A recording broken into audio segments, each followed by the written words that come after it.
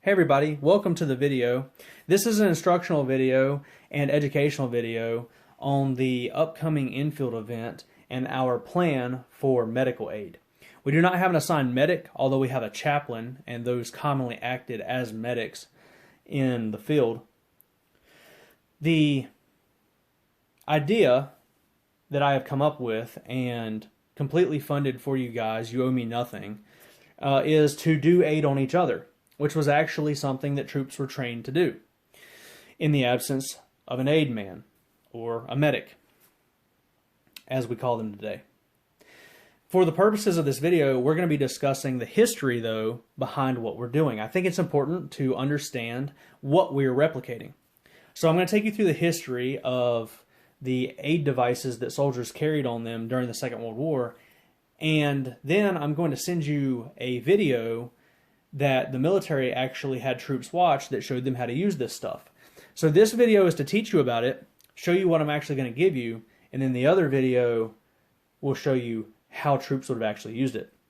Now, I want to make a note here that we are specifically talking about the individual aid kit in this video, which is what I have replicated for us to use at Enfield. That is this little tin right here. There were various medical kits issued to troops, and being that we portray paratroopers most of the time, one that we are used to seeing is this one. This is the parachutist aid kit, or the parachute aid kit, or the airborne aid kit, as it was called by all of those names. This contained a lot of stuff. It contained a tourniquet. It contained morphine tartrate, which was a painkiller. It contained a bandage, and it was meant for anyone that wore a parachute. So you didn't have to be a paratrooper. You could be a pilot or anyone that had a parachute harness, and you would have one of these. We are not talking about this in this video. If you have one of these, that's fine. If you have one that has the replicated stuff in it, that's fine. But this is different than what we're talking about. We're talking about the little tin that every soldier was issued, whether you were airborne or not.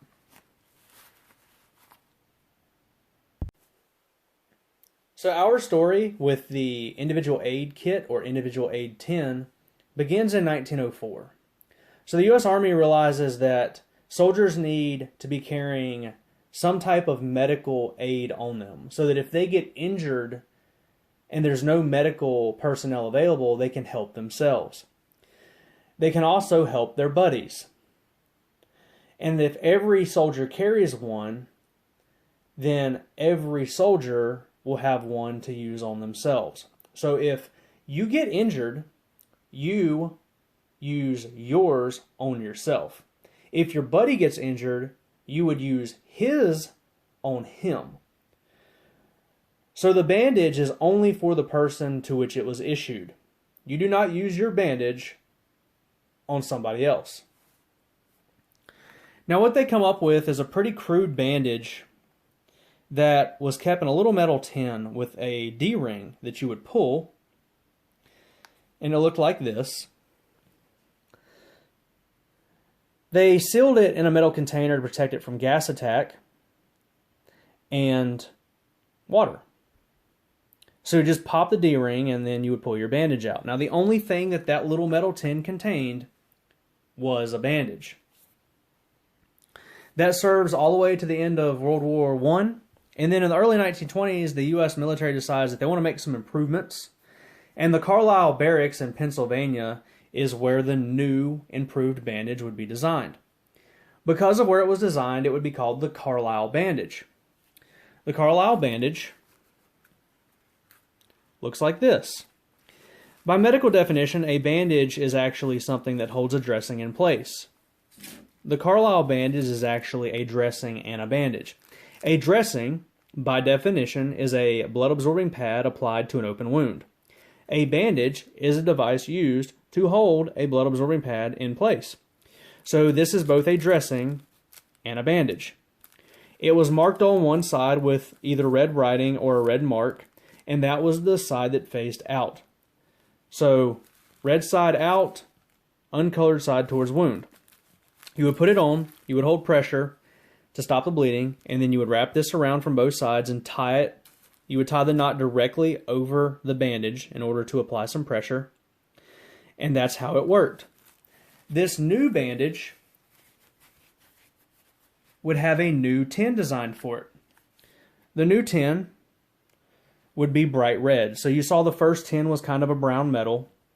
This new aid tin was bright red. And it was specifically marked as Carlisle model. It had the instructions to open it and to place it on the person with the red color outward. And rather than having the D-ring, it had a little pull tab that went all the way around the outside. It was still a metal tin, and it was still sealed in a manner which would protect the bandage from gas and the weather. Now, while the research to create this new improved bandage started in the early 1920s, it was not finalized until 1940. That is largely due to budget cuts and the Great Depression. So this new bandage and this new tin is finalized in 1940. In 1924, they had developed a pouch for this tin, which looks like this. This is called the M1924 aid pouch, and it's probably the aid pouch most of you guys will have. The tin simply sat down inside of it like that.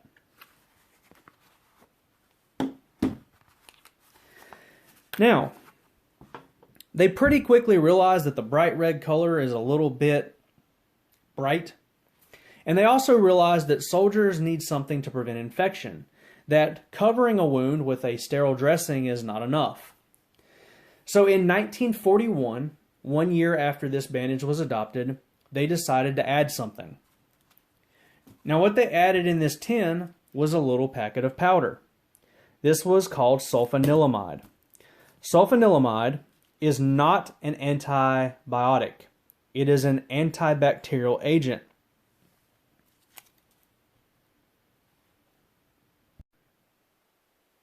It is very akin to the same thing they put in antibacterial soap today to kill bacteria. Today, sulfanilamide as a substance is only used to treat vaginal yeast infections. This literally resembles salt. It would be poured into an open wound, and the thought was that it would prevent infection. Once this was poured into the open wound, you would put the sterile Carlisle dressing and its accompanying bandage on the wound, wrap it around, and then that would protect the wound from getting debris in it. In theory, this would create a sterile environment for the wound underneath. Again, this happens in 1941. They update these containers to have writing on them that tells that it contains the powder. They did this because they had already produced some that didn't contain the powder, and they needed to be able to differentiate between the two. So from 1941 onward, all of these metal tins would be stamped on the back with crystalline sulfanilamide, letting you know that this one contains both the bandage and the powder. And both of these are actual real ones. They came out of this particular tin right here.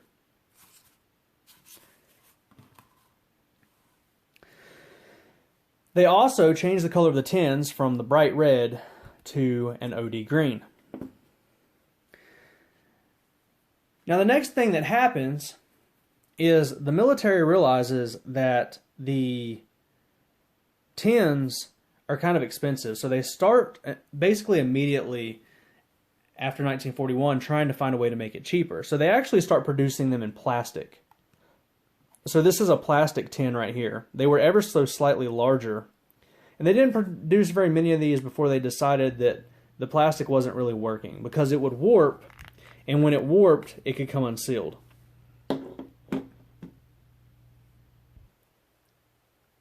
While they're trying to decide on a new container design, they also realize there's a problem with this added packet of powder that they have started putting in these things. What they realize is that a powder, unlike a liquid, can't evenly coat something.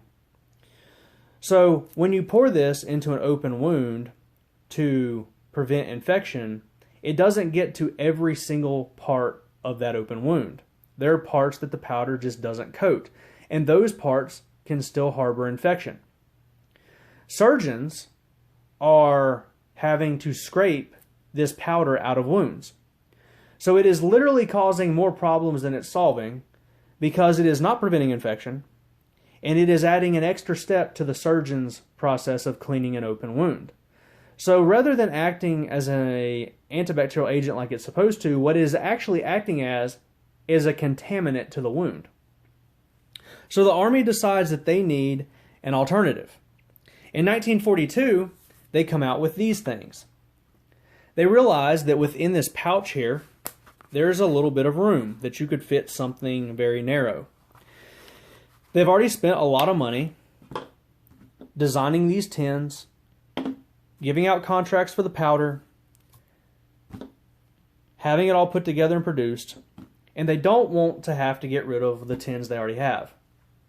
So what they decided to do is create something that could be issued as a supplement to the tin and kept in the pouch with the tin. And what they come up with is an oral antibiotic.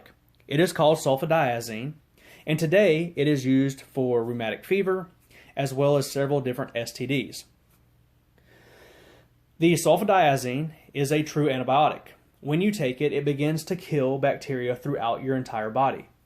This was seen as a better alternative to using the powder, and it would prevent infection as long as the drug was still active within the body. Each one of these contained 8 pills, which they referred to as wound tablets. They gave out 3 contracts to companies to produce these for the government.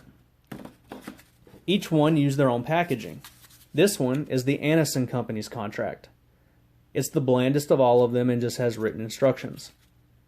You'll see that it contains 8 tablets of sulfadiazine that are 17 grams. If you were injured, you would take all 8. This package is the Leadrail Company contract, which is a little bit better looking, with instructions on the back. And probably the coolest package was the Upjohn contract, which was super simple. It just said wound tablets, but it had picture instructions, which honestly, based on modern studies, picture instructions work better in a stressful environment than written ones. And what's cool about the Upjohn one is it has the contraindication in huge letters on the bottom. So in the medical world, a contraindication is the term used when you cannot use something. So for example, in modern medicine, a contraindication to taking aspirin would be being allergic to aspirin. So if you're allergic to it, you can't take it. So the only contraindication for these wound tablets was an open stomach wound. They didn't want you to take them if you had a hole in your stomach, because they were afraid that they would go down your esophagus and come out of your stomach into your open abdomen and cause more problems. So you would take these 8 tablets, no matter what your injury was, except for stomach injuries. So leg injuries, head injuries, whatever was fine, just not stomach injuries. And they would give these to the troops and tell them to put the little packet down in the pouch in front of or behind their aid tin. So now soldiers are running around with one of these containing their 8 wound tablets and their Carlisle aid tin containing their small Carlisle bandage as well as their sulfanilamide powder. They were encouraged to no longer use the sulfanilamide powder. But soldiers being soldiers, they used everything they had at their disposal when one of their buddies was hurt. So it was very common for guys to still pour this in a wound and still take the tablets as well. Now that doesn't hurt anything because this is a topical antibacterial agent and this is an oral antibiotic. So you're not going to overdose anybody doing that. But once the Army gave them these, they really wanted them to stop using this. And that's just not what happened. Guys continued to use this and now use the new wound tablets as well. Now the last change to these individual aid kits came in 1943. In 1943, they finally find a replacement for the metal tin.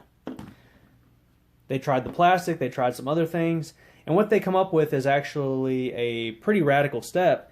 they decide to use laminated paper, which is aluminized on one side, so it looks like aluminum foil. And I have a picture of that for you. What they also did is the bandage was changed ever so slightly. The dimensions, once wrapped in the paper, were actually larger than the tin, and they dyed them brown so that they would look more camouflaged. As before, they had been bright white. So now, these were called camouflage Carlisle bandages. And the package says dyed sterile dressing on it. These are made by Johnson & Johnson. Now, one of the issues was that the new laminated paper wrapped ones were bigger than the metal tins. So they require a bigger pouch. That's where this guy comes in. The Army has the companies making the pouches extend them about 1/4 inch on the overall length. Now they're the same width, but the new pouch is about 1/4 inch longer. That is to accommodate this ever so slightly larger laminated paper container. This pouch is actually called the M1942 aid pouch, which is weird because the new paper Carlisle bandage containers didn't come out till 43, so the pouch was actually designed before the bandage was, or at least the container for the new camouflage bandage. I can't really find an exact reason for why that was done. My best guess is that they were already looking at making the pouch bigger, because this pouch is pretty full once you stack one of these on top of one of these. And there's also some people that make the assumption that perhaps they were thinking of carrying the cardboard boxes that contained the bandages, like the field hospitals received. So the field hospitals actually got Carlisle bandages in cardboard boxes, which I actually have one of right here, and you can see it's ever so slightly larger than the tin in width, and it has pointy corners, so it won't actually fit in here. It has to have rounded corners to fit in the earlier pouch. See? It's just barely not able to close. So, some people say that this was done because they were thinking of just carrying the cardboard boxes. So they went ahead and designed a bigger pouch. I really don't know. I can't get a 100% firm answer on how the pouch was designed before the new bandage that was meant to fit in it. Anyway. So, this new foil-wrapped Carlisle bandage, in conjunction with these, is what was carried until the end of the war, from 43 onward. However, the government had spent so much money on these things that they were also used until the end of the war. Like, they had already made so many of these, and guys were issued them, they were on belts, that you saw these in conjunction with the new one. So it's still completely correct to have the metal tin all the way to the end of the war. So now what I'm going to do is I'm going to show you what we're going to be using to replicate this at this upcoming event. Every one of you should have either the M1924 or the larger M1942 aid pouch. At the event, there will be a box for every participant to draw a couple items from. You will place those items in this pouch as you're about to see.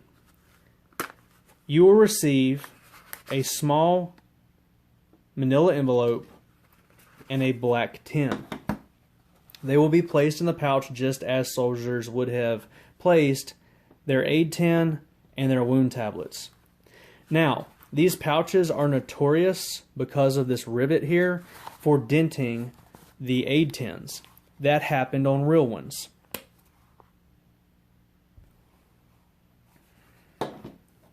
As seen on this example right here.